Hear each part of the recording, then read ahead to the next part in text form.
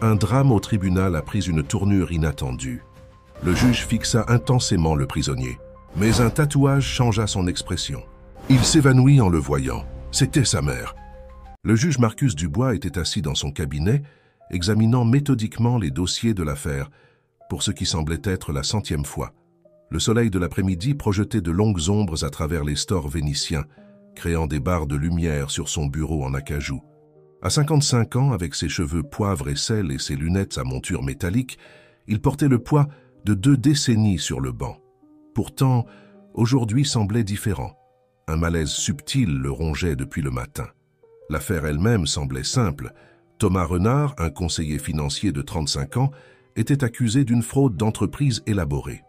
Les preuves étaient substantielles, l'accusation confiante. Mais quelque chose dans le comportement de Renard lors des audiences préliminaires avait attiré l'attention de Dubois. Contrairement à la plupart des accusés, Renard gardait un calme troublant, les yeux fixés sur le juge avec une intensité qui frôlait la reconnaissance. Alors que Dubois ajustait sa robe avant d'entrer dans la salle d'audience, sa greffière, Sophie Chen, frappa à la porte. « Votre honneur, la salle d'audience est prête, mais il y a autre chose. » Elle hésita, serrant une enveloppe manille. « Ceci vient d'être livré pour vous. C'est marqué urgent. » Dubois la congédia d'un geste. « Ça devra attendre, Sophie. Nous ne pouvons pas retarder la procédure. » L'enveloppe rejoignit d'innombrables autres sur son bureau, bien que sa présence semblât amplifier son anxiété inexpliquée. La salle d'audience bourdonnait de l'énergie habituelle, des journalistes griffonnant dans des carnets, des avocats feuilletant des papiers et des spectateurs chuchotant entre eux. Dubois prit place, ses mouvements délibérés et rodés. « Levez-vous », annonça l'huissier, et la routine familière commença. Alors que l'accusation présentait ses déclarations liminaires, l'attention de Dubois dériva vers Renard. L'accusé portait un costume bleu marine impeccable, sa posture détendue malgré les circonstances. Il y avait quelque chose de familier dans ses traits, quelque chose qui titillait les bords de la mémoire de Dubois. La matinée se déroula sans incident jusqu'à ce que Renard soit appelé à la barre. Alors qu'il se levait et s'avançait, il retira sa veste de costume suivant les protocoles de sécurité standards. C'est alors que Dubois le vit, un tatouage sur l'avant-bras de Renard, partiellement visible sous sa manche retroussée. L'image le frappa comme un coup physique, un visage de femme, rendu avec des détails stupéfiants, avec des yeux qui avaient hanté ses rêves pendant 25 ans.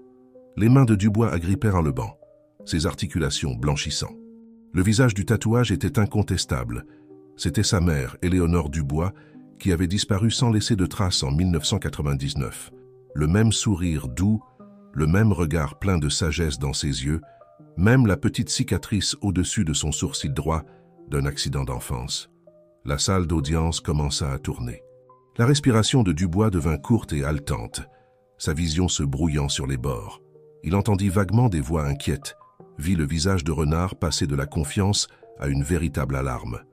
La dernière chose qu'il enregistra, avant de perdre conscience, fut la voix de Sophie Chen appelant à l'aide médicale. Lorsque Dubois reprit connaissance, il était allongé sur le canapé de son cabinet entouré de visages inquiets. Dr Patricia Wallon, la médecin du palais de justice, tenait son poignet, vérifiant son pouls. « Doucement, juge, » conseilla-t-elle. « Votre tension artérielle a grimpé en flèche. Que s'est-il passé là-bas » Dubois lutta pour s'asseoir, son esprit s'emballant. Comment cet accusé pouvait-il avoir un tatouage de sa mère? Quelle connexion possible pouvait exister entre eux? Les questions se multipliaient, chacune plus troublante que la précédente. Il savait qu'il devrait immédiatement se récuser de l'affaire, son objectivité était complètement compromise. Mais un instinct plus profond lui disait que ce n'était pas une coïncidence. Sophie s'approcha avec un verre d'eau et l'enveloppe non ouverte de plus tôt. « Juge, étant donné ce qui s'est passé, peut-être devriez-vous regarder ceci maintenant. » Sa voix portait une note d'urgence qui traversa son étourdissement. Les doigts tremblants, Dubois ouvrit l'enveloppe. À l'intérieur se trouvait une seule photographie, jaunie par l'âge, ses bords usés. Elle montrait sa mère, Éléonore, debout devant un palais de justice familier. Mais c'était le détail en arrière-plan qui glaça son sang. Visible dans la fenêtre derrière elle, se trouvait un reflet, un visage qu'il reconnaissait maintenant. Thomas Renard, apparemment inchangé, regardant Éléonore Dubois depuis l'intérieur du bâtiment. La photographie était datée d'1 semaine avant la disparition de sa mère. Le monde de Dubois bascula à nouveau, mais cette fois, il maintint son sang-froid. 25 ans de questions avaient soudainement un point focal, une piste tangible incarnée par l'homme assis dans sa salle d'audience. L'affaire de fraude semblait maintenant une façade, une cruelle plaisanterie cosmique qui les avait réunis. « Sophie, dit-il, sa voix stable malgré le tumulte intérieur, apportez-moi tout ce que nous avons sur Thomas Renard. Chaque détail, aussi petit soit-il. » Il fit une pause, étudiant à nouveau la photographie. « Et trouvez qui a livré cette enveloppe. » Alors que son personnel se précipitait à l'action, Dubois resta immobile, fixant la photographie. La vérité qu'il avait cherchée pendant la moitié de sa vie était soudainement à portée de main, mais la poursuivre signifierait franchir des lignes qu'il avait juré de respecter. Le visage de sa mère, à la fois sur la photographie et dans le tatouage de renard, semblait l'observer, attendant de voir ce qu'il choisirait. Le soleil de l'après-midi poursuivait sa course à travers son bureau, les ombres des stores ressemblant maintenant à des barreaux de prison sur la photographie entre ses mains. Au loin, il pouvait entendre le chaos que son effondrement avait provoqué se répercuter encore dans le palais de justice. Mais ici, dans son cabinet, en ce moment de décision, le juge Marcus Dubois sentait le poids de la justice et de la vérité le tirer dans des directions opposées pour la première fois de sa carrière. La frénésie médiatique explosa plus vite que quiconque n'aurait pu l'anticiper. Dès le soir, chaque chaîne d'information locale avait repris l'histoire du juge qui s'était effondré lors d'un procès pour fraude très médiatisé. Les spéculations allaient bon train, avec des théories allant des problèmes de santé à la faute professionnelle. Mais aucun d'entre eux ne connaissait la vérité qui consumait maintenant chaque instant éveillé du juge Marcus Dubois. Dans son bureau à domicile, entouré de murs de textes juridiques et de photographies de famille, Dubois était assis devant son ordinateur, plongeant profondément dans des recherches sur Thomas Renard. Sophie Chen avait compilé un dossier impressionnant en seulement quelques heures, mais quelque chose semblait étrange dans les dossiers. L'histoire de Renard avant 2010 était suspicieusement clairsemée. Quelques dossiers scolaires épars, un peu d'historique d'emploi, mais rien de substantiel. Les doigts du juge tracèrent le bord de la vieille photographie qu'il avait reçue. L'image de sa mère, Éléonore, contrastait fortement avec la figure mystérieuse reflétée dans la fenêtre. Comment Renard, qui semblait avoir la mi-trentaine maintenant, aurait-il pu être présent sur une photographie d'il y a 25 ans, paraissant pratiquement du même âge? Son téléphone vibra. Un autre message de l'administrateur du tribunal, demandant sa décision concernant sa récusation de l'affaire Renard. Dubois l'ignora, se concentrant plutôt sur un détail de la photographie qu'il n'avait pas remarqué auparavant. Sa mère portait un pendentif distinctif, qu'il n'avait jamais vu sur aucune autre photo de famille. Le collier arborait un symbole inhabituel qui ressemblait presque à une clé. Un coup à sa porte le fit sursauter. À travers la fenêtre, il reconnut Patricia Wallon, le médecin du palais de justice qu'il avait soigné plus tôt. Il hésita avant de la laisser entrer. Ces jours-ci, il n'était sûr de qui croire.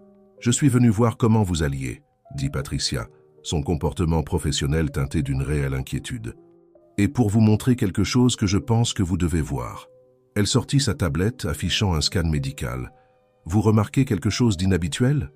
Dubois étudia l'image, sa formation juridique mal équipée pour l'interprétation médicale. « Je ne suis pas sûr de ce que je regarde. Ces motifs ici, elle pointa plusieurs zones, suggèrent que ce n'était pas un simple évanouissement.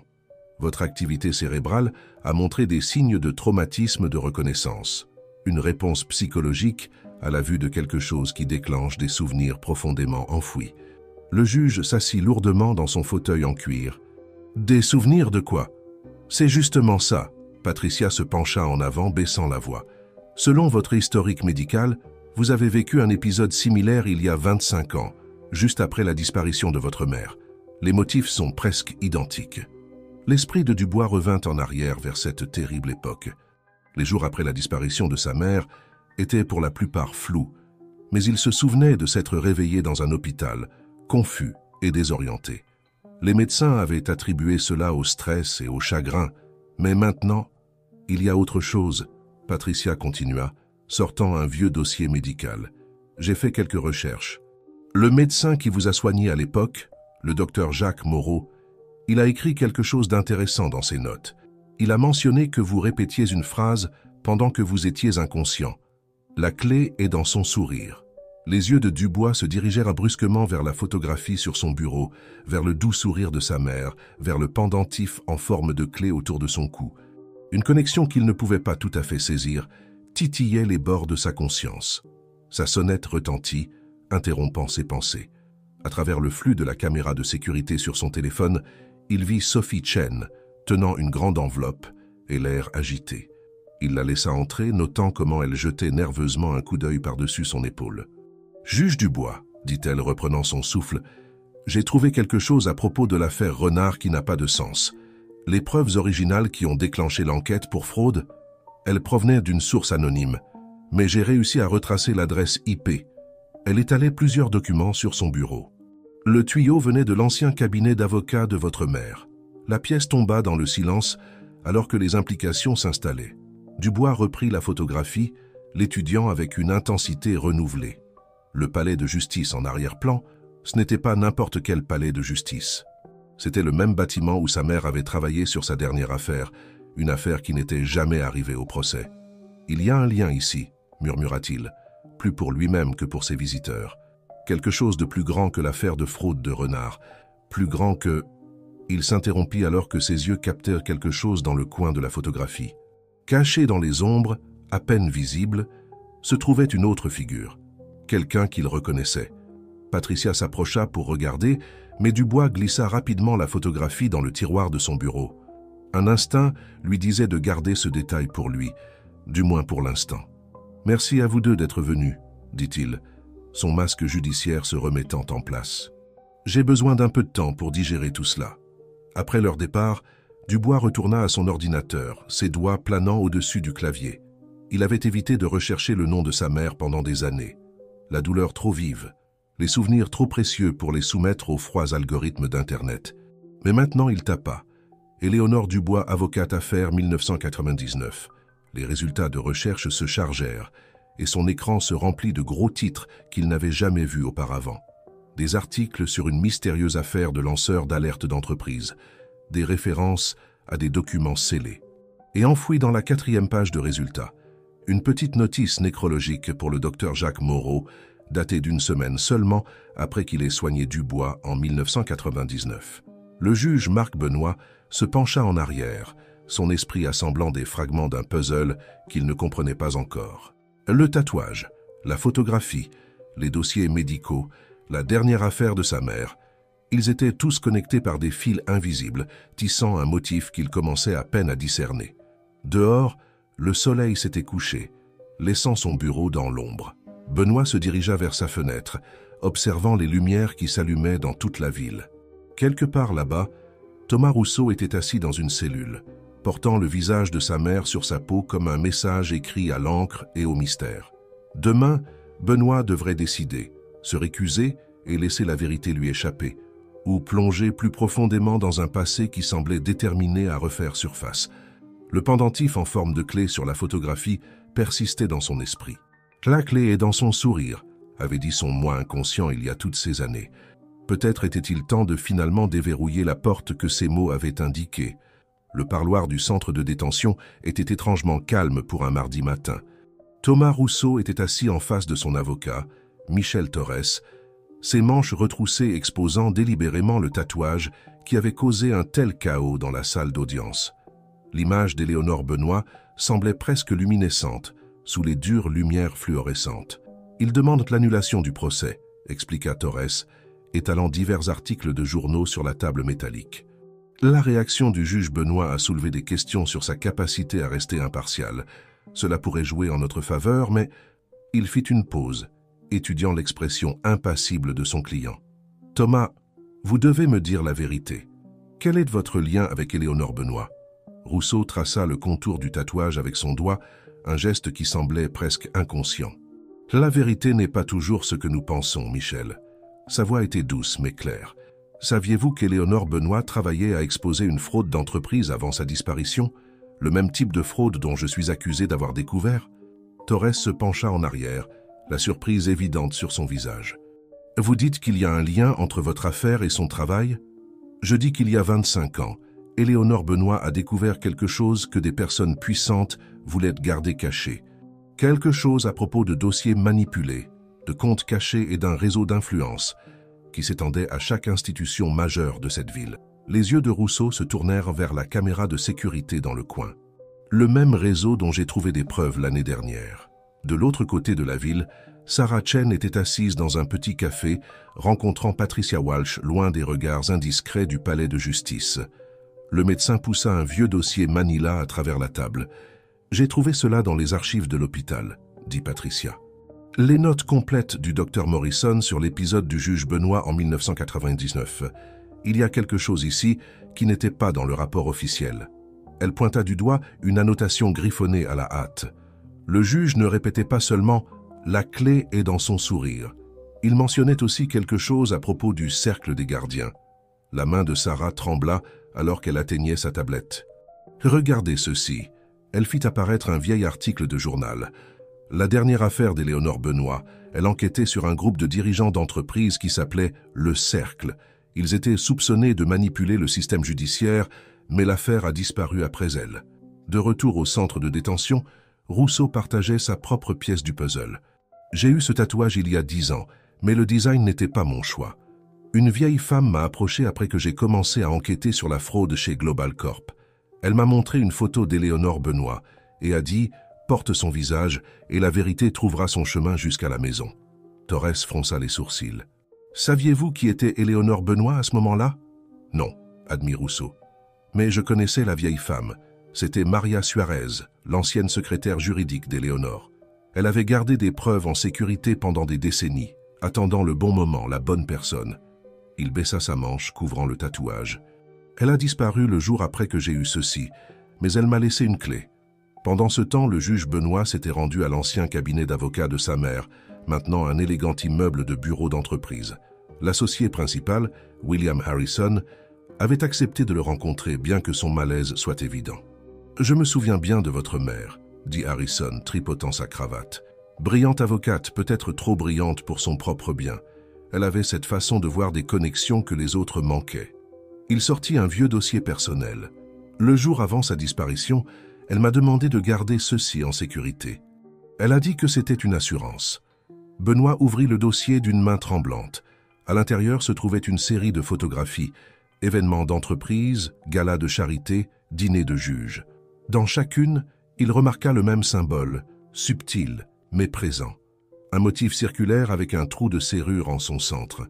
Le même symbole qui était sur le pendentif de sa mère dans la mystérieuse photographie. « Votre mère l'appelait la marque du gardien », expliqua Harrison. Elle disait que c'était ainsi qu'ils s'identifiaient les uns les autres, ceux qui faisaient partie du système. Il hésita. « Juge Benoît, il y a autre chose que vous devriez savoir. La nuit de sa disparition, Éléonore est revenue au bureau. Elle devait rencontrer quelqu'un ici, quelqu'un qu'elle disait pouvoir tout exposer. Qui ? La voix de Benoît n'était qu'un murmure. Le docteur James Morrison. Alors que ces révélations se déroulaient, Sarah Chen fit une autre découverte.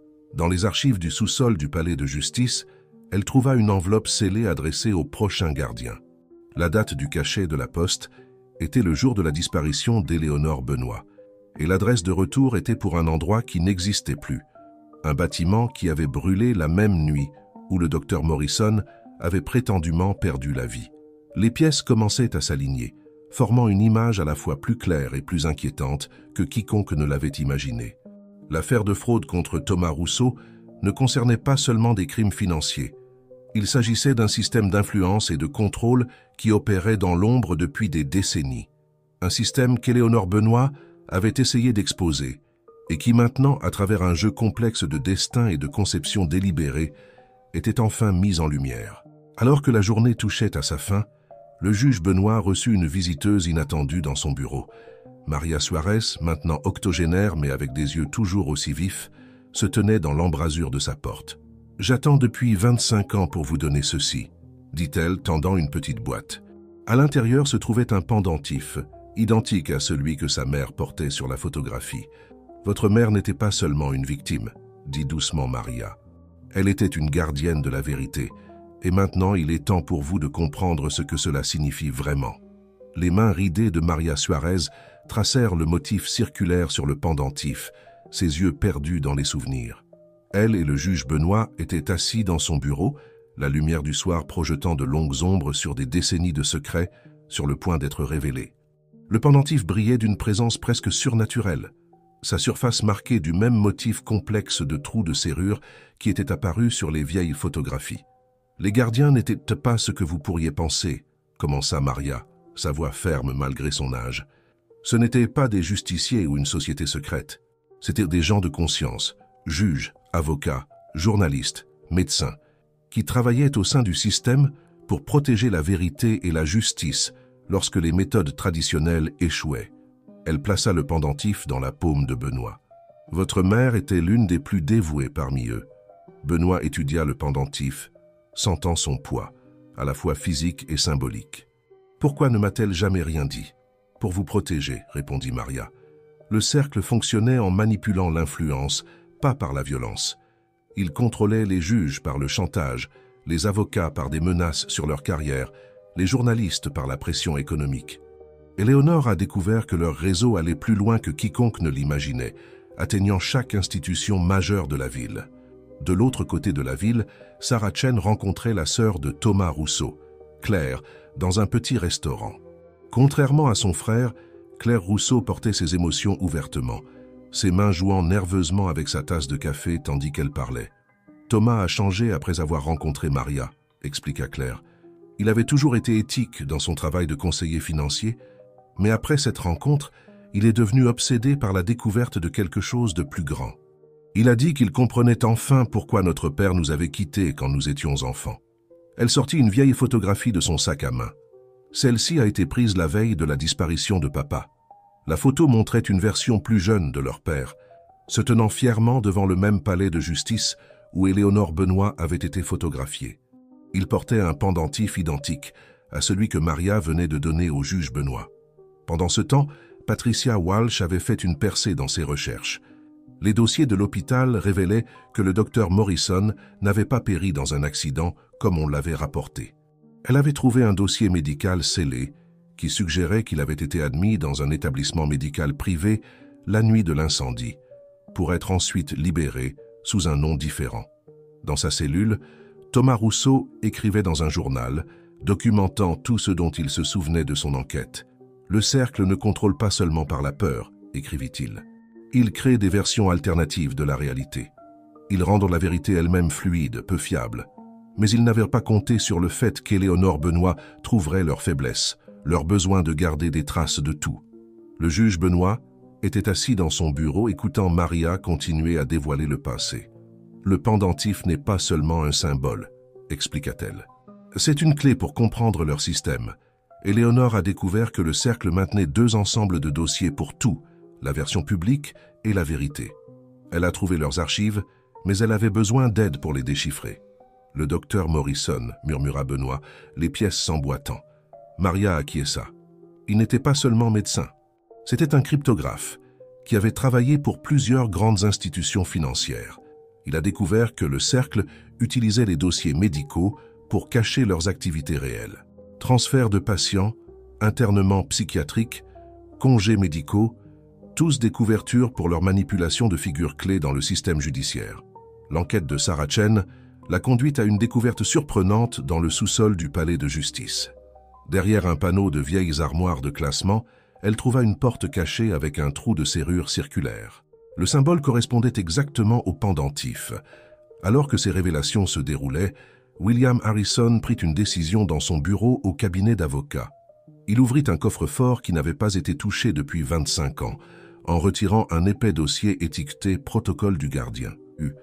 À l'intérieur se trouvait un compte rendu détaillé des méthodes du cercle, écrit de la main même d'Éléonore Benoît. Le véritable pouvoir du cercle, avait écrit Éléonore, ne réside pas dans ce qu'il cache, mais dans le fait de faire douter les gens de bien d'eux-mêmes et des autres. Il crée une toile de doute si complexe que même ceux qui entrevoient la réalité commencent à remettre en question leur propre jugement. De retour dans le bureau de Benoît, Maria sortit de son sac un ordinateur portable qui semblait étrangement désuet. « Ceci appartenait à votre mère », dit-elle. Elle a encodé tout ce qu'elle a découvert sur le cercle sur cet ordinateur, mais il faut 2 clés pour le déverrouiller, le pendentif physique et un mot de passe que seul un gardien connaîtrait. Benoît tenait le pendentif à la lumière déclinante. Et le mot de passe? C'est ce qui est caché dans son sourire? Les yeux de Maria pétillèrent. Éléonore était intelligente. Elle savait qu'il chercherait partout ses preuves, alors elle les a cachées à la vue de tous. Le tatouage sur le bras de Thomas Renaud n'est pas qu'un portrait, c'est un message. La façon dont elle sourit, l'angle de sa tête, les motifs apparemment aléatoires en arrière-plan, tout fait partie d'un code. Alors que la nuit tombait sur la ville, le juge Benoît se tenait devant sa fenêtre, le pendentif lourd autour de son cou. Dans sa main, il tenait la photographie de sa mère qui avait tout déclenché. Pour la première fois, il remarqua quelque chose dans son expression qu'il avait manqué auparavant. Pas seulement un sourire, mais un message destiné spécifiquement à lui, attendant depuis 25 ans d'être compris. Dans sa cellule au centre de détention pour femmes, Claire Renaud reçut une visite inattendue, le docteur Patricia Walsh. Le médecin portait avec elle un dossier qui allait tout changer de ce qu'il pensait savoir sur le père de Thomas Renaud et Éléonore Benoît. La vérité était bien plus complexe que quiconque ne l'avait imaginé, et elle était sur le point d'émerger des ombres où elle s'était cachée pendant un quart de siècle. Patricia Walsh s'assit en face de Claire Renaud dans la salle des visites du centre de détention, étalant une série de documents sur la table métallique entre elles. Les néons bourdonnaient au-dessus de leur tête, tandis qu'elle pointait du doigt une coupure de journal jauni datant de 25 ans. « Votre père, David Renaud, n'était pas qu'une autre victime du cercle, » expliqua Patricia la voix basse. « Il était le partenaire d'Éléonore Benoît dans l'enquête. Regardez ça. » Elle poussa en avant une photo de groupe d'une conférence judiciaire. On y voyait David Renaud et Éléonore Benoît côte à côte, portant tous deux les pendentifs des gardiens. Les mains de Claire tremblaient tandis qu'elle étudiait l'image. Toutes ces années, nous pensions qu'il nous avait abandonnés. Thomas était si en colère, mais il n'a jamais... Sa voix se brisa. Il n'a jamais su que papa essayait de nous protéger. Pendant ce temps, le juge Benoît et Maria Suarez travaillaient dans son bureau, tentant de déchiffrer le code caché dans le tatouage. Ils avaient connecté l'ordinateur portable désuet à un écran moderne, qui affichait une interface de cryptage complexe. Éléonore savait qu'il la surveillerait, expliqua Maria, ajustant ses lunettes de lecture. Elle avait besoin d'un moyen de transmettre l'information qui n'éveillerait pas les soupçons. Le design du tatouage n'est pas seulement artistique, c'est une représentation visuelle d'une séquence spécifique. Benoît se pencha plus près de la photographie haute résolution du tatouage de Renaud. Ces motifs en arrière-plan, ils ne sont pas aléatoires, n'est-ce pas? Non, sourit Maria. Ce sont des coordonnées. Éléonore était brillante avec les codes. Elle a utilisé les lignes naturelles et les ombres de son portrait pour cacher une série de nombres. Mais elle savait que la seule personne qui pourrait vraiment comprendre leur signification serait son fils, un juge qui avait passé sa vie à étudier les schémas de preuves. De l'autre côté de la ville, Sarah Chen avait convaincu William Harrison de l'aider à accéder à la pièce cachée dans le sous-sol du palais de justice. Le pendentif s'adaptait parfaitement dans le trou de la serrure, mais la porte restait obstinément fermée. « Il faut plus que la clé », expliqua Harrison, essuyant la sueur de son front. « Les gardiens ont intégré des redondances dans tout. » Elena disait toujours « La vérité a besoin de multiples témoins. » Dans sa cellule, Thomas Renaud reçut une visite inattendue de son avocat, Michel Torres, qui apportait des nouvelles qui changeaient tout. « Nous avons trouvé le coffre-fort de votre père, » dit Torres, faisant glisser un document sur la table. Il contient une déclaration sous serment expliquant tout. Lui et Éléonore Benoît n'enquêtaient pas seulement sur une fraude d'entreprise. Ils ont découvert que le cercle manipulait les nominations judiciaires, contrôlant quels juges entendaient quelles affaires, tout pour protéger leurs intérêts. Renaud prit la déclaration d'une main tremblante. « C'est pour ça qu'ils s'en sont pris à eux deux en même temps », murmura-t-il. Papa et Éléonore étaient sur le point d'exposer tout leur système. De retour dans le bureau de Benoît, une percée était imminente. Le juge avait remarqué quelque chose dans le tatouage que tout le monde avait manqué.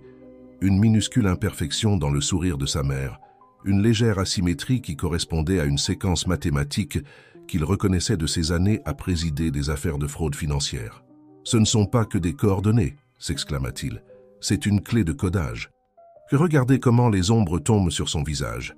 Elle crée un motif qui correspond à la suite de Fibonacci, mais avec des déviations spécifiques. Ces déviations sont la clé pour décrypter les fichiers. Les yeux de Maria s'illuminèrent de compréhension. « Éléonore savait que vous le verriez. » Elle vous enseignait ces motifs même quand vous étiez jeune, n'est-ce pas? Benoît hocha la tête, les souvenirs affluents. Les énigmes qu'elle me donnait, les jeux auxquels nous jouions avec les nombres et les formes, elle me préparait depuis le début. Au centre de détention, Patricia montra à Claire un dernier document, une lettre de David Renaud à ses enfants, jamais livrée. « Votre père a écrit ceci la nuit de sa disparition », expliqua Patricia. « Il savait qu'il se rapprochait, mais il a réussi à la cacher là où il ne chercherait pas. » Claire lut à haute voix, la voix brisée. « Mes chers enfants, si vous lisez ceci, c'est qu'Éléonore et moi avons réussi à préserver la vérité, même si nous n'avons pas pu l'exposer. Thomas, ta force est claire, ta compassion, ce sont les qualités qui vous aideront à comprendre pourquoi nous avons dû faire ce que nous avons fait. Le tatoueur dont je vous ai parlé, celui qui vous aidera à poursuivre notre travail, faites-lui confiance. Elle sait comment terminer ce que nous avons commencé. » Dans le sous-sol du palais de justice, Sarah et Harrison comprirent enfin le mécanisme de la porte. Ce n'était pas seulement le pendentif. Le trou de la serrure lui-même faisait partie d'un motif plus large qui correspondait à celui du design d'Éléonore. « C'est une authentification à 3 points, réalisa Harrison. « Le pendentif, le motif et... » Il s'arrêta regardant Sarah avec une soudaine reconnaissance. « Nous avons besoin du juge Benoît. La clé finale n'est pas seulement la séquence, elle est verrouillée par ADN. Il faut l'héritier d'un gardien. » Alors que le soir approchait, tous les acteurs de ce drame complexe sentaient le poids de 25 ans de secret commencer à se déplacer. Le juge Benoît, portant maintenant le pendentif de sa mère, travaillait fébrilement pour décoder le contenu de l'ordinateur portable. Thomas Renaud, dans sa cellule, traçait les lignes de son tatouage, comprenant pour la première fois toute la signification de ce qu'il portait sur sa peau. Claire Renaud tenait la lettre de son père, des larmes se mêlant à un but nouvellement trouvé. Et dans le sous-sol du palais de justice, Sarah Chen et William Harrison attendaient près d'une porte qui promettait de révéler des réponses à des questions qui avaient hanté leur ville pendant un quart de siècle. La vérité n'était pas seulement cachée dans des documents ou des fichiers cryptés, elle était écrite dans les murs même du système judiciaire, attendant le bon moment et les bonnes personnes pour la mettre en lumière. Le soleil se couchait sur la ville, projetant de longues ombres qui semblaient pointer comme des flèches vers le palais de justice. Demain apporterait des révélations qui ébranleraient les fondements de tout ce qu'ils pensaient savoir sur la justice, la vérité et le prix de la protection des deux. L'ancien ordinateur portable ronronna alors que le juge Benoît entrait la séquence finale dérivée du motif caché du tatouage. Maria Suarez se pencha en avant dans sa chaise, retenant son souffle alors que les fichiers commençaient à peupler l'écran. 25 ans de secrets étaient sur le point d'être révélés. « Ce ne sont pas que des documents d'entreprise », marmonna Benoît, ses yeux parcourant rapidement l'écran. « Maman documentait tout. Nomination judiciaire, attribution d'affaires, transfert financier. Elle a créé une carte complète de leur réseau d'influence. Les fichiers révélaient un réseau complexe de manipulation qui touchait tous les niveaux du système judiciaire. Le cercle n'avait pas seulement contrôlé les résultats, ils avaient orchestré des récits juridiques entiers, s'assurant que certaines affaires ne parvenaient jamais au procès, tandis que d'autres suivaient des chemins précisément chorégraphiés. Dans le sous-sol du palais de justice, Sarah Chen, William Harrison et le juge Benoît, nouvellement arrivés, se tenaient devant la porte cachée. Le pendentif brillait doucement dans la faible lumière, tandis que Benoît traçait le motif qui correspondait au design de sa mère. Avec un léger clic, la porte s'ouvrit, révélant une pièce que le temps avait oubliée. « C'est une archive complète », murmura Harrison, l'admiration dans sa voix. Les murs étaient tapissés de classeurs, chacun portant le même symbole circulaire qu'ils avaient vu tout au long de leur enquête. Votre mère et David Renaud ne collectaient pas seulement des preuves, ils constituaient un dossier qui exposerait des générations de manipulations. Pendant ce temps, au centre de détention, Thomas Renaud recevait des visiteurs inattendus, sa sœur Claire et le docteur Patricia Walsh. Le médecin posa un résultat de test ADN sur la table entre eux. « Nous avons effectué la comparaison », dit doucement Patricia. « Votre père, David Renaud et Éléonore Benoît, ils n'étaient pas seulement partenaires dans l'enquête. » Elle fit une pause, laissant les implications s'installer. Ils étaient frères et sœurs. La révélation frappa les frères et sœurs Renaud comme une force physique. « C'est pour ça que le tatouage t'appelait », murmura Claire à son frère. « Tu portais l'image de notre tante, pas seulement un symbole de l'enquête. » De retour dans la salle des archives, Benoît découvrit quelque chose qui changeait tout. Dans un tiroir marqué du symbole des gardiens, il trouva une série de lettres entre sa mère et David Renaud datant de leur enfance. Ils ont été séparés dans des familles d'accueil, lut Benoît à haute voix, la voix épaisse d'émotion. Ils se sont retrouvés des années plus tard et ont découvert qu'ils étaient tous deux entrés dans le domaine du droit. Ils ont fait le pacte de travailler ensemble pour protéger le système judiciaire de la corruption. Sarah Chen, qui photographiait méthodiquement des documents, s'écria soudain « Juge Benoît, regardez ça !» Elle tenait un mémoire juridique de la dernière affaire d'Éléonore. Le cercle ne se contentait pas de manipuler le système. Il l'utilisait pour identifier et supprimer les potentiels lanceurs d'alerte. Ils avaient une liste de personnes qu'ils considéraient comme des menaces, des gens qui pourraient exposer leur opération. Et ma mère et mon oncle étaient en haut de cette liste, réalisa Benoît, le poids des secrets générationnels s'abattant sur lui. Dans sa cellule, Thomas Renaud commençait à comprendre la véritable signification de son rôle. « L'affaire de fraude contre moi », dit-il à Claire et Patricia. Ce n'était pas seulement à propos de crimes financiers. Ils savaient qui j'étais, qui nous étions. Ils essayèrent de m'empêcher de terminer ce que papa et tante Éléonore avaient commencé.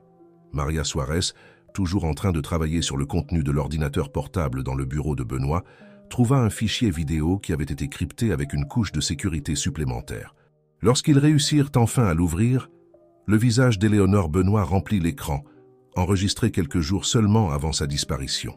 « Marcus, mon fils, » commença l'enregistrement, « si tu regardes ceci, c'est que tu as déjà découvert une grande partie de la vérité. Le cercle des gardiens n'était pas censé être une société secrète.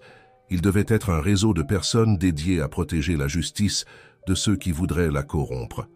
Mais le cercle s'est infiltré et a perverti son objectif, utilisant nos propres méthodes contre nous.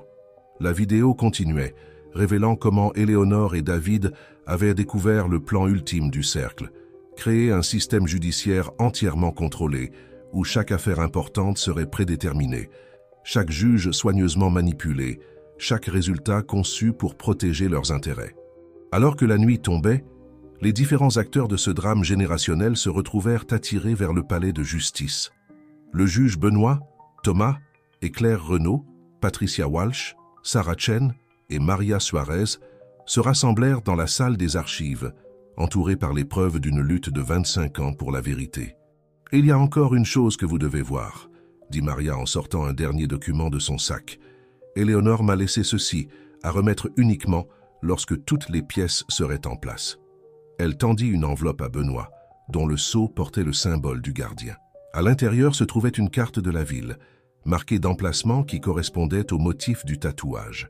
Mais plus que cela, elle contenait des instructions, un plan détaillé sur la façon d'utiliser le système du cercle contre eux-mêmes, transformant leur toile d'influence soigneusement construite en instrument de leur propre exposition. « Votre mère et votre père ne nous ont pas seulement laissé des preuves, » expliqua Maria en les regardant tous. « Ils nous ont laissé un plan pour terminer ce qu'ils avaient à commencer. Mais ils savaient qu'il faudrait que nous soyons tous réunis. Le juge, l'expert financier, l'enquêtrice, le médecin et la gardienne des archives, travaillant ensemble pour faire éclater la vérité au grand jour. Alors qu'ils étudiaient la carte et ses implications, ils réalisèrent qu'Éléonore Benoît et David Renaud avaient tout orchestré, même au-delà de leur disparition. Le tatouage, l'affaire de fraude en cours, les archives cachées, tout faisait partie d'un plan mis en mouvement il y a 25 ans, attendant le bon moment et les bonnes personnes pour le mener à bien. La vérité avait émergé de sa longue hibernation, mais le véritable défi restait à venir. Ils avaient les preuves, ils avaient le plan, mais exposer des décennies de manipulation systématique nécessiterait plus que de simples documents et témoignages. Il faudrait le genre de courage qui avait poussé Éléonore Benoît et David Renaud à tout sacrifier pour la justice. Le soleil matinal avait à peine commencé à illuminer le palais de justice lorsque le juge Benoît convoqua une session d'urgence de son tribunal. La galerie était bondée de journalistes, attirés par les rumeurs de développement dans la mystérieuse affaire Renaud. Mais ce qui allait se dérouler dépasserait les attentes de quiconque. « Avant que nous ne procédions, » commença Benoît, sa voix stable malgré le poids de ce qu'il s'apprêtait à faire, « je dois aborder certaines irrégularités qui ont été mises en lumière concernant non seulement cette affaire, mais les fondements mêmes de notre système judiciaire. » Il leva le pendentif de sa mère, le laissant attraper la lumière. Ce symbole représente une promesse de protéger la vérité et la justice, quel qu'en soit le coût. Dans le fauteuil du défendeur, Thomas Renaud était assis calmement, le tatouage d'Éléonore Benoît visible sur son bras. Sa sœur Claire, maintenant assise dans la galerie aux côtés de Patricia Walsh, serrait fort la main du médecin. Ils savaient tous ce qui allait arriver. Ils avaient passé toute la nuit à se préparer pour ce moment.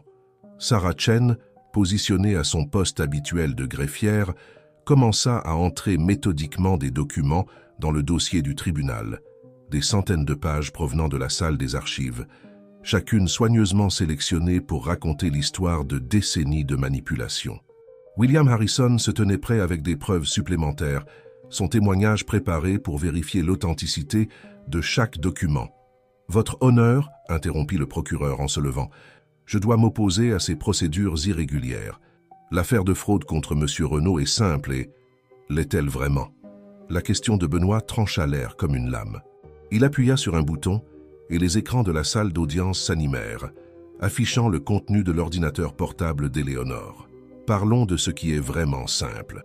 Discutons de la raison pour laquelle certaines affaires au cours des 25 dernières années ont été assignées à des juges spécifiques, pourquoi certaines preuves ont été supprimées, pourquoi certains témoins ont soudainement changé leur témoignage.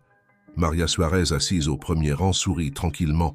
Elle avait passé des décennies à protéger ses vérités, attendant ce moment précis.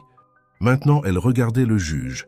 Le défendeur et les témoins travaillaient de concert pour démêler la façade soigneusement construite du cercle. Les preuves étaient dévastatrices dans leur exhaustivité. Éléonore Benoît et David Renaud avaient tout documenté. Les menaces subtiles, les affectations manipulées, les pressions stratégiques appliquées aux juges et aux avocats. Mais plus que cela, ils avaient documenté la faiblesse fondamentale du cercle, son besoin de maintenir une apparence de légitimité. Le cercle croyait que son pouvoir résidait dans le contrôle de l'information, expliqua Benoît à la salle d'audience fascinée.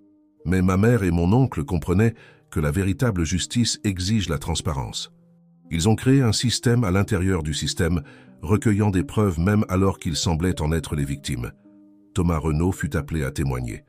Alors qu'il prenait place à la barre, il remonta sa manche, exposant pleinement le tatouage. « Cette image n'est pas qu'un portrait, expliqua-t-il. C'est une clé pour comprendre à quel point la corruption est profonde.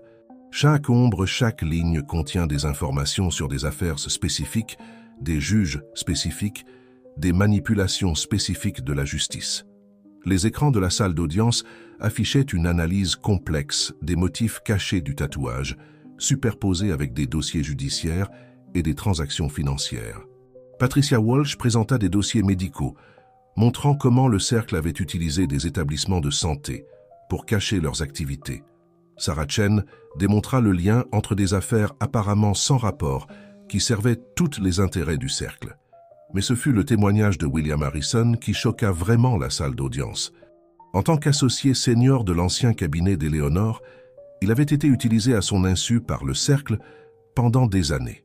Maintenant, il révélait comment ils avaient manipulé les attributions d'affaires à travers un réseau sophistiqué d'administrateurs juridiques et de fonctionnaires du tribunal. Ils ont créé un système judiciaire parallèle, expliqua Harrison, sa voix lourde de regret. Un système qui semblait suivre toutes les procédures appropriées, tout en servant en réalité des intérêts privés. Mais Éléonore Benoît et David Renaud ont trouvé un moyen d'utiliser ce même système pour documenter et exposer la vérité. Au fil de la matinée, les preuves s'accumulaient. Les registres financiers montraient des schémas d'influence. Les documents judiciaires révélaient une manipulation systématique des attributions d'affaires. Les dossiers médicaux exposaient comment le cercle avait utilisé des urgences médicales et des détentions psychiatriques pour faire taire les lanceurs d'alerte potentielles. Mais le moment le plus puissant vint lorsque Maria Suarez présenta la dernière preuve d'Éléonore, une déposition vidéo enregistrée peu avant sa disparition. La salle d'audience tomba dans un silence alors que le visage d'Éléonore Benoît apparaissait sur les écrans. « Je fais cet enregistrement en connaissant les risques », la voix d'Éléonore résonna clairement à travers 25 ans. Le cercle croit pouvoir contrôler la justice par la peur et la manipulation. Mais ils ont oublié quelque chose de fondamental. La vérité trouve toujours son chemin vers la lumière. La vidéo continua, détaillant comment le cercle avait corrompu le système, mais aussi comment Éléonore et David avaient travaillé pour préserver les preuves de cette corruption. Ils avaient créé leur propre réseau parallèle, les véritables gardiens, des personnes dédiées à protéger l'intégrité de la justice. Alors que la session du matin touchait à sa fin, le juge Benoît fit une annonce sans précédent. Cette cour va prendre une brève pause, pendant laquelle je vais rencontrer le juge en chef et les autorités fédérales. Quand nous reprendrons, nous commencerons le processus de révision de chaque affaire touchée par l'influence du cercle. À l'extérieur du palais de justice, les journalistes se bousculaient pour publier des articles sur les révélations sans précédent. À l'intérieur, le petit groupe de Benoît se rassembla dans son bureau, sachant que s'ils avaient gagné une bataille importante, la guerre pour la justice était loin d'être terminée. Ils vont essayer d'arrêter ça, avertit Thomas, regardant par la fenêtre le cirque médiatique grandissant. Le cercle a encore de l'influence, encore du pouvoir. Oui, acquiesça Benoît, touchant le pendentif à son cou, mais ils n'ont plus le secret, et sans cela, leur pouvoir commence à s'effriter. Alors qu'ils se préparaient pour la session de l'après-midi, chaque membre de leur alliance improbable savait qu'ils avaient franchi un point de non-retour. La vérité faisait maintenant partie du domaine public, documentée et indéniable. Le véritable défi serait de s'assurer que justice soit enfin rendue. La session de l'après-midi n'eut jamais l'occasion de commencer. Alors que le juge Benoît et ses alliés se préparaient à retourner dans la salle d'audience, la nouvelle se répandit dans le palais de justice qu'un panel d'examen judiciaire d'urgence avait été convoqué. À la tête de ce panel se trouvait la juge Victoria Stanford, connue pour son dévouement inébranlable à l'intégrité procédurale. « C'est leur première contre-attaque », chuchota William Harrison au groupe rassemblé dans le bureau de Benoît. Stanford a été leur principale protectrice à la cour d'appel pendant des années. Elle va essayer de tout arrêter sous prétexte de protéger la procédure judiciaire. Benoît se tenait à sa fenêtre, regardant d'autres véhicules de médias arriver devant le palais de justice. Les révélations du matin étaient déjà devenues virales, les médias sociaux explosant de discussions sur la corruption judiciaire et la manipulation systémique. Le cercle ne pouvait pas empêcher l'information de se répandre, mais il pouvait encore contrôler son interprétation officielle. Sarah Chen fit irruption dans le bureau, serrant sa tablette. « Il ne se contente pas de contester les procédures », annonça-t-elle la voix tendue. « Il dépose des motions pour sceller tous les dossiers et preuves du matin sous des dispositions de sécurité nationale. Ils prétendent que certains des documents exposés pourraient compromettre des enquêtes fédérales en cours. Bien sûr qu'ils le font, dit Thomas Renaud, se levant de sa chaise. C'est ainsi qu'ils ont toujours opéré, en utilisant des préoccupations légitimes pour cacher des actions illégitimes. Mais nous nous sommes préparés à cela, n'est-ce pas, Maria? Maria Suarez sourit, ouvrant sa vieille serviette en cuir. Éléonore et David ne nous ont pas seulement laissé des preuves, dit-elle, sortant une pile de papier. Ils nous ont laissé une assurance. Harrison, reconnaissez-vous ceci? L'avocat senior ajusta ses lunettes, examinant les documents. Ses yeux s'élargirent. Ce sont des déclarations sous serment signées par des juges et des fonctionnaires de justice à la retraite, datant de 20 ans. Elles sont toutes notariées et... Il fit une pause, levant les yeux avec étonnement. Elles sont toutes enregistrées auprès de multiples agences étatiques et fédérales. Maman et papa savaient qu'ils essaieraient d'enterrer les preuves, ajouta Claire Renaud, se joignant à la conversation. C'est pourquoi ils ont dispersé des morceaux de la vérité dans tant de juridictions. Le cercle ne peut pas tout sceller partout. Patricia Walsh, qui travaillait tranquillement sur son ordinateur portable, se redressa soudainement. Ils essaient aussi de nous discréditer personnellement, rapporta-t-elle, tournant son écran pour montrer une série d'articles de presse apparaissant rapidement. Ils présentent le juge Benoît comme émotionnellement compromis, Thomas comme un fraudeur manipulateur, et ils fouillent dans tous nos antécédents. Mais Benoît resta calme, touchant le pendentif à son cou. Ils suivent le manuel que ma mère a documenté, dit-il, et cela signifie qu'ils feront leur grand coup exactement. Avant qu'il ne puisse finir, son téléphone de bureau sonna. À l'autre bout du fil se trouvait la juge Stanford elle-même. « Marcus », sa voix portait des années d'autorité, « je vous offre une chance de gérer cela discrètement. Nous comprenons tous votre investissement émotionnel dans cette situation, étant donné la malheureuse disparition de votre mère. Si vous retirez ces allégations maintenant, nous pouvons assurer une résolution digne. » Benoît mit le téléphone sur haut-parleur, laissant tout le monde entendre. Et quel genre de résolution serait-ce, Victoria? Une résolution raisonnable. Les charges contre M. Renaud seraient réduites à des violations réglementaires mineures. Vous prendriez un congé temporaire, invoquant des problèmes de santé. Tout le monde sauve la face et, plus important encore, nous évitons d'endommager la confiance du public dans notre système judiciaire. La pièce était silencieuse, alors que ses paroles flottaient dans l'air. C'était le genre d'offre que le Cercle avait utilisé d'innombrables fois auparavant. Raisonnable, pratique et conçu pour maintenir le statu quo. « Vous savez ce qui m'étonne, Victoria ?» répondit Benoît d'une voix ferme. « Vous faites exactement la même offre qu'ils ont faite à ma mère il y a 25 ans. La même offre qu'ils ont faite à chaque personne qui s'est approchée de la vérité. Et vous la faites pour exactement la même raison, parce que vous croyez que protéger la réputation du système est plus important que d'assurer son intégrité. Martin, s'il vous plaît, soyez raisonnable. J'ai sous les yeux une déclaration sous serment signée par le juge Robert Moreau avant sa retraite, poursuivit Benoît. Il détaille exactement comment cela fonctionne. L'offre d'une résolution digne, suivie de menaces subtiles, puis de pressions pas si subtiles. Le manuel du Cercle n'a pas changé parce qu'il n'en a jamais eu besoin, jusqu'à maintenant. En arrière-plan, Sarah Chen tapait rapidement, coordonnant un réseau de greffiers dans plusieurs juridictions. Maria Suarez et William Harrison préparaient des documents à déposer immédiatement dans plusieurs tribunaux. Thomas et Claire Renaud travaillaient avec Patricia Walsh pour organiser et télécharger des preuves sur des serveurs sécurisés. « Que faites-vous, Martin ?» La voix de Stanford avait perdu son vernis professionnel. « Nous n'exposons pas seulement le Cercle, Victoria, nous le démantelons.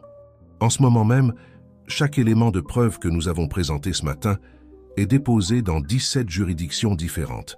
Les déclarations sous serment sont enregistrées auprès de chaque barreau d'avocats. Les dossiers financiers sont soumis aux agences de réglementation dans tout le pays. » Il fit une pause, regardant ses alliés, cette famille improbable rassemblée par une quête de vérité. « Vous ne pouvez pas tout sceller. Vous ne pouvez pas discréditer tout le monde. Vous ne pouvez pas faire disparaître cela. Vous allez détruire la confiance du public dans tout le système, » avertit Stanford. « Non, » répondit Benoît. « Nous allons la restaurer, parce que contrairement au Cercle, nous croyons que le système est assez fort pour survivre à la vérité, assez fort pour apprendre de ses échecs et en ressortir meilleur. » Alors qu'il mettait fin à l'appel, Benoît se tourna vers ses compagnons. « Ils vont bientôt faire leur dernier mouvement. Tout ce que ma mère et David ont documenté suggère qu'ils ont un dernier dispositif de sécurité. Quelque chose qu'ils croient pouvoir arrêter quiconque essaierait de les exposer complètement. Alors nous ferions mieux d'être prêts, » dit Thomas, le tatouage sur son bras semblant briller d'un nouvel objectif. « Parce que quoi que ce soit, nous sommes sur le point d'y faire face. » Dehors, le soleil se couchait derrière le palais de justice, projetant de longues ombres sur la place. Des hélicoptères d'information tournaient au-dessus, leurs caméras braquées sur le bâtiment, où des décennies de secrets étaient enfin mises au jour. À l'intérieur, un petit groupe d'alliés se préparait pour la bataille finale dans une guerre qui avait commencé 25 ans plus tôt avec un frère et une sœur qui croyaient que la vérité trouverait son chemin vers la lumière. À l'aube, le juge Martin Benoît se tenait dans les archives du palais de justice, entouré des preuves du combat de toute une vie de sa mère pour la justice. Le pendentif autour de son cou captait les premiers rayons de soleil filtrant à travers les fenêtres du sous-sol. Dans quelques heures, il ferait face au dernier stratagème du Cercle, mais pour l'instant, il prit un moment pour lire une dernière entrée du journal d'Éléonore. « La vérité n'est pas seulement des faits et des preuves », avait-elle écrit. « C'est une histoire qui a besoin des bonnes personnes pour la raconter et du bon moment pour être entendue. Martin, si tu lis ceci, alors tu as déjà rassemblé ces personnes. Fais-leur confiance, fais-toi confiance, et surtout, crois que la justice prévaudra quand les bonnes personnes se tiendront ensemble. » À l'étage, le palais de justice s'animait d'une activité sans précédent. Des équipes de journalistes se pressaient sur les marches, tandis que des agents fédéraux se déplaçaient efficacement dans les couloirs. La tentative de la juge Stanford de sceller les preuves avait spectaculairement échoué. Au lieu du confinement, elle avait déclenché des examens automatiques par plusieurs agences de surveillance. Sarah Chen orchestrait une danse complexe de dépôts juridiques à travers les juridictions, chaque document soigneusement programmé pour empêcher un seul tribunal d'arrêter le processus. « Ils ne peuvent pas arrêter ce qu'ils ne peuvent pas attraper », expliqua-t-elle à Claire Renaud, qui aidait à coordonner avec des avocats à travers le pays. Thomas Renaud, qui n'était plus en détention mais portait toujours un bracelet électronique, travaillait avec Patricia Walsh pour organiser les dossiers médicaux qui prouvaient comment le cercle avait manipulé le système. Le schéma était clair. Chaque fois que quelqu'un menaçait d'exposer leur opération, il serait discrédité, souvent par des crises de santé fabriquées ou des évaluations psychiatriques. « Votre père et votre tante étaient brillants », dit Patricia, examinant leur travail. « Ils n'ont pas seulement documenté la corruption, ils ont créé un plan pour la démanteler. Chaque élément de preuve que nous publions déclenche l'exposition de 3 autres connexions cachées. William Harrison arriva avec des nouvelles du barreau. Ils convoquent un panel d'éthique d'urgence, annonça-t-il. Mais voici la partie intéressante. La moitié des membres du panel sont de l'ancienne liste de collègues de confiance d'Éléonore. Le cercle ne peut pas contrôler le résultat. Maria Suarez, qui avait protégé ses secrets pendant si longtemps, était assise tranquillement dans le bureau de Benoît, étudiant le design du tatouage sur un écran haute résolution. « Il y a un dernier message ici », réfléchit-elle. « Quelque chose qu'Éléonore voulait que nous trouvions seulement après que tout le reste soit en place. » Le dernier coup du cercle vint précisément à 10 heures, comme les notes d'Éléonore l'avaient prédit. La juge Stanford convoqua une session d'urgence de la cour d'appel au complet. Mais alors qu'elle se préparait à présenter son cas pour le confinement, des agents fédéraux entrèrent dans la salle d'audience avec un mandat, non pas pour des arrestations, mais pour les propres dossiers scellés de la cour. « Vous voyez, » expliqua Benoît aux juges assemblés, « ma mère et David Renaud n'ont pas seulement documenté la corruption du cercle. Ils ont documenté comment le cercle essaierait d'empêcher leur exposition. Chaque mouvement que vous avez fait au cours des dernières 24 heures a été anticipé et préparé il y a 25 ans. Les preuves étaient irréfutables. Le cercle avait construit son pouvoir sur l'apparence de légitimité, utilisant les systèmes mêmes conçus pour protéger la justice, pour la pervertir à la place. Mais Éléonore et David avaient retourné cette stratégie contre eux, utilisant les propres méthodes du cercle pour documenter et exposer leurs manipulations. Dans le bureau de Benoît, Maria se redressa soudainement dans sa chaise. « Je l'ai trouvé !» s'écria-t-elle. Les autres se rassemblèrent autour d'elle alors qu'elle pointait un motif à peine visible dans l'arrière-plan du tatouage. Superposé au design du pendentif d'Éléonore, il révélait un dernier ensemble de coordonnées. Ces coordonnées les menèrent à un coffre-fort dans une petite banque de l'autre côté de la ville. À l'intérieur, ils trouvèrent quelque chose d'inattendu. Pas plus de preuves de corruption, mais des lettres. Des dizaines de lettres, écrites par Éléonore et David à leurs enfants, une pour chaque année où ils pourraient être séparés.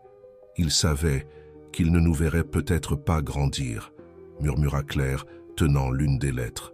Mais ils n'ont jamais cessé d'être là pour nous. La dernière lettre était adressée à eux tous, le juge Benoît, Thomas et Claire Renaud, Sarah Chen, Patricia Walsh, William Harrison et Maria Suarez.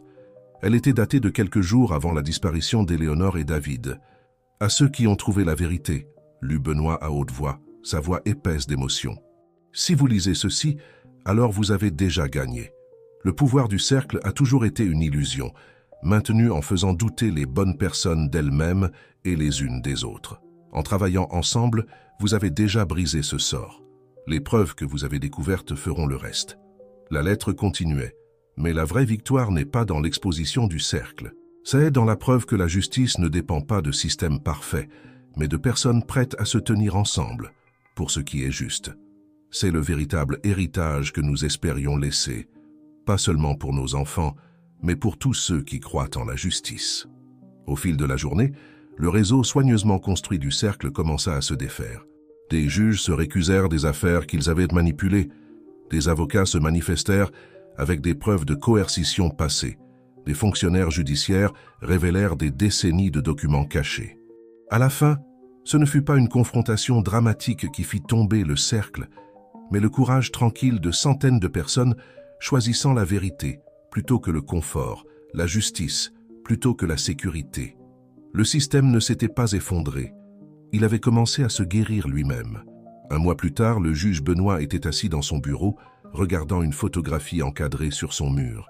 Elle montrait Éléonore Benoît et David Renaud à leur remise de diplômes de droit jeunes et pleins d'espoir. En dessous, pendait une nouvelle photo. Benoît, Thomas et Claire debout ensemble à la cérémonie où ils avaient dévoilé une initiative de réforme judiciaire nommée en l'honneur de leurs parents. Le pendentif du gardien pendait toujours autour de son cou, mais ce n'était plus un symbole secret. Il était devenu un rappel que la justice nécessite non seulement des lois et des tribunaux, mais aussi des personnes prêtes à les protéger. Sarah Chen avait été nommée pour diriger une nouvelle commission de transparence.